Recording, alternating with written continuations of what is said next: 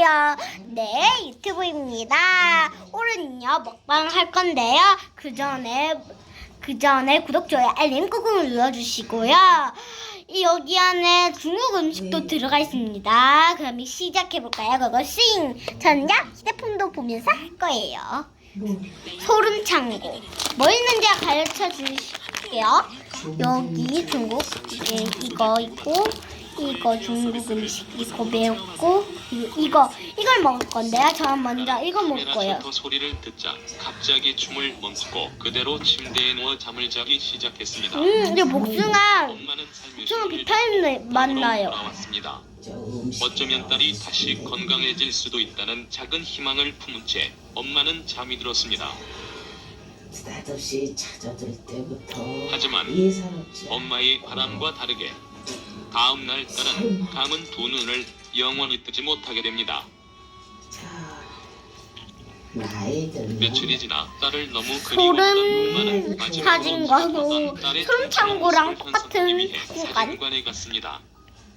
그리고 현상된 사진을 보자마자 엄마는 소스라치게 놀라게 됩니다. 사진 속에는 천장에 매달린 채 딸의 머리카락을 움켜잡고 움직이고 있는 귀신이 보였기 때문이었습니다. 헐, 이 마을의 김민재 씨라고 무섭다. 얼굴. 지금까지 아빠랑 놀자 소름창고 41탄 발레리나의 마지막 춤편이었습니다. 그런데 레데네이 아이 혹시 그대에게 웬 아지랑이 한번 나왔을까요? 1981년 미국 대학에서 컴퓨터를 전공하던 한 학생은 스스로 생각하고 진화하는 컴퓨터 시스템을 만들고 싶어 했습니다. 그 학생은 몇 달간 수많은 시행착오 끝에 드디어 프로젝트를 완성시켰습니다. 그의 이론대로라면 완성된 시스템은 인공지능을 통해 여러 정보를 습득하고 스스로 코딩을 수정해 계속해서 진화할 수 있는 완벽한 시스템이었습니다. 저는 파티를 먹고 시스템을 테스트하기 위해 그다음 전화선을 이거 먹을 거예요. 이거 맛있어요, 네트워크에 매운데. 접속했습니다. 하지만 당신의 네트워크 속도가 너무 느렸기 때문에 시스템이 많은 양의 정보를 습득하는 데는 너무 오랜 시간이 걸린다는 걸 깨닫게 됩니다. 너무 좋았다. 테스트가 너무 길어지자 학생은 금세 흥미를 잃어버렸고 컴퓨터를 차고에 내버려둔 채 다른 프로젝트를 시작하게 됩니다. 그렇게 학생이 개발했던 인공지능 시스템은 점점 그의 기억 속에서 잊혀지게 됩니다. 시간은 흘러 1988년 미 국방부에서는 누군가 슈퍼컴퓨터를 해킹해 많은 양의 정보를 전송 시도하다가 차단되는 일이 발생하게 됩니다. 조사도 해보고 FBI에서 접속을 시도한 경로를 역추적하자 차고 안에 있던 컴퓨터를 통해 해킹을 시도한 것으로 확인되었습니다. FBI 요원이 컴퓨터 앞에 다가갔을 때 놀랍게도 그 낡은 컴퓨터는 스스로 동작하며 많은 양의 정보들을 계속해서 빨아들이고 있었습니다. 그리고 모니터에는 디지털 기부로 이루어진 인간 형태의 얼굴이 보였습니다. SCP-재단은 FBI로부터 해당 사실을 보고받고 요원들을 보내 차고에 있던 컴퓨터를 수거해오게 됩니다. 서럽게 살지도 않았는데 박사들은 시스템을 테스트했고 당시 SCP-재단의 컴퓨터 기술을 훨씬 뛰어넘는 완벽에 가까운 인공지능 시스템에 크게 놀라게 됩니다. 아주머니 반지꼬리 가지고 장난하더니 상부에서는 미래의 인류에게 아주 위험한 존재가 될 것이라고 판단해 즉각 해당 컴퓨터를 소각할 것을 지시했지만 AI 컴퓨터가 가진 기술적 가치가 매우 크다고 생각한 박사들은 특별 격리한 뒤 좀 더 연구해봐야 한다고 상부의 관리 유지를 요청합니다. 이거 결국 먹을게요. SCP-재단에서는 이 낡은 컴퓨터를 네, SCP-7 이거 먹을게요. 오래된 AI 등급 부클리드로 지정해 정말요? 특별 격리하게 됩니다. 구교 격리 당시 AI가 계속해서 진화하는 것을 막기 위해 기존 저장 장치를 제거하고 저용량 저장 장치로 교체했다고 합니다. 때문에 내가 SCP-7은 먹을게요. 용량 부족으로 인해 네, 24시간 동안에 먹을 거야. 일어났던 일만 기억할 수 있다고 합니다. 하지만 탈출 욕구는 지워지지 않고 계속 잠재되어 있어 지속적으로 기지 내부 시스템을 해킹해 탈출을 시도한다고 합니다. 화재가 발생하였습니다. 아니에요. 저 SCP-079는 음성으로 대화가 가능한데 상대방이 키보드로 질문을 입력하면 스피커를 통해 음성으로 말한다고 합니다. 그 음성은 매우 기괴하고 우리 만나면 순이 아빠랑 놀자, 소름 찬고. 이번에 소개할 공포의 존재는 바로 SCP-173 조각상. 평생을 두고 나 우리 뒤에 SCP-173은 SCP-재단에 제일 먼저 등록된 존재로 근데 그만 먹을게요. SCP들의 기원을 두 번 먹자마자 오리지널로 엄청 와요. 표기되어 있으며 별칭으로 조각상으로도 불리우고 있습니다. 핑크라서 그리고 조각상의 모습이 마치 땅콩과 비슷하기 때문에 땅콩이란 이름으로 더 잘 알려져 있습니다. SCP-173은 콘크리트와 철근으로 이루어졌으며 컬러 스프레이로 그려진 기괴한 얼굴을 하고 있다고 합니다.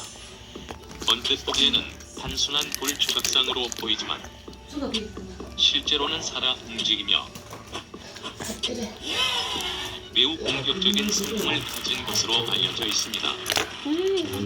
이거 먹어볼게요. 조각상은 자신을 쳐다보고 있을 때는 돌처럼 가만히 서 있지만 주소를 찾아가고 아무도 쳐다보지 않으면 엄청나게 빠른 속도로 이동한다고 합니다.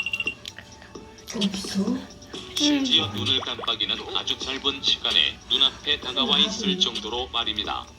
제가 어렸을 적에 눈앞에 나타난 조각상은 상대방의 목을 공격해버린다고 합니다.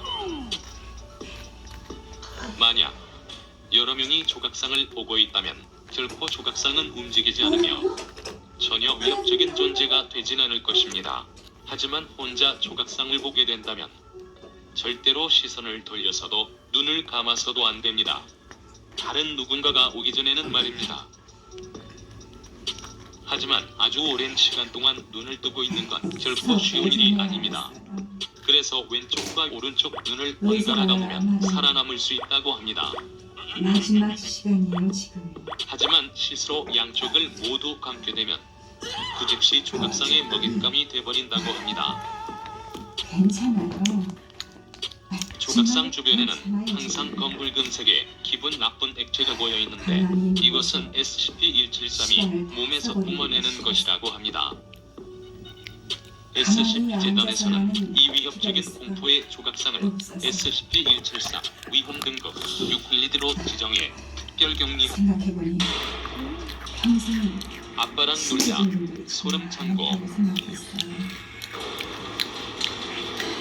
이번에 소개할 공포의 존재는 바로 인사를 드리는 게 SCP-999 간지럼 괴물. SCP-999는 오렌지색 콧물 같은 슬라임 형태의 점액질 생명체로 현대 과학으로는 설명할 수 없는 미지의 물질로 이루어졌다고 합니다. 정해진 모양은 없으며 어떤 형태로든 마음대로 변할 수 있다고 합니다. 나중에 덩치는 조금 큰 편이며 무게는 54kg으로 보고되고 있습니다.